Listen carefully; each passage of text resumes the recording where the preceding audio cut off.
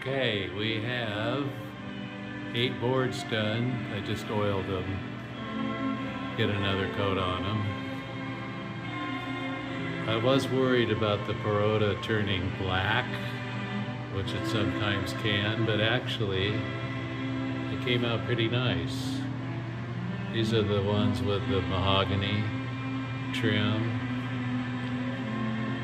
And then these, it's kind of a wild looking one, are Ponderosa pine.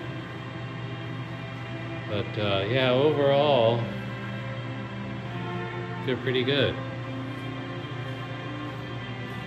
So yeah, tons of labor in this. I don't know if I'll do this system again with the